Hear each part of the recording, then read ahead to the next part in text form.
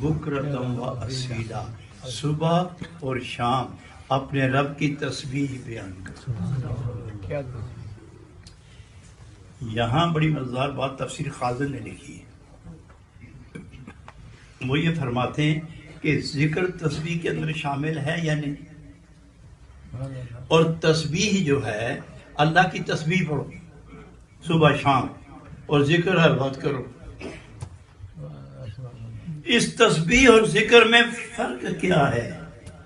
کیا ذکر میں تسبیح شامل ہے؟ نہیں۔ کیا تسبیح میں ذکر شامل ہے یا نہیں؟ تو پھر علیحدہ کیوں کیا؟ تسبیح صبح بھی پڑھو، شام بھی، اور ذکر ہر وقت پڑھو۔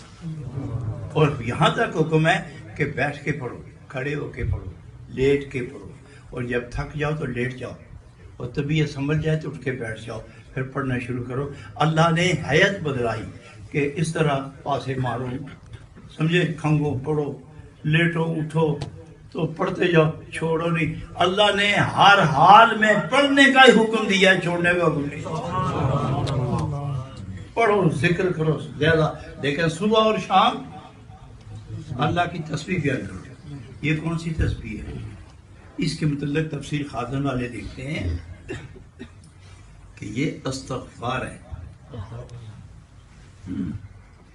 جب صبح ہوتی ہے، اور اس صبح سے کون سی صبح مراد ہے، اور اس رات سے کون سی مراد ہے؟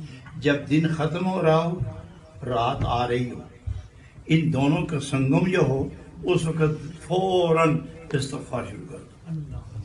اور جب دن آ رہا ہو اور رات جا رہی ہو، اس وقت اٹھ کے تسبیح شروع کر دیا کرو۔ کیوں؟ کہ یہ اس وقت فرشتے بدلتے ہیں۔ دن کا جو فرشتے حساب لکھتے ہیں وہ رات کو بدل جاتے ہیں، اور رات والے صبح فجر کے وقت بدل جاتے ہیں، تو لہذا ان کے بدلنے سے پہلے، ایک دوسرے کو چارج دینے سے پہلے آپ تسبیح پڑھیں، استغفار پڑھیں۔ کیوں؟ جب استغفار پڑھو گے تو ربی مہربانی ہے، فیصلہ ہے اللہ کا کہ جس نے بھی استغفار پڑھا دن کے کیے ہوئے گناہ معاف ہوتے ہیں۔ اور جب رات والے سحری کے وقت استغفار پڑھتے ہیں تو رات کے گناہ اس وقت معاف ہو جاتے ہیں۔ اس حال میں جیو کہ فرشتہ جائے تو گناہ کا کوئی نشان نہ ہو، نیکی ہی نیکی، ذکر ہی ذکر ہو۔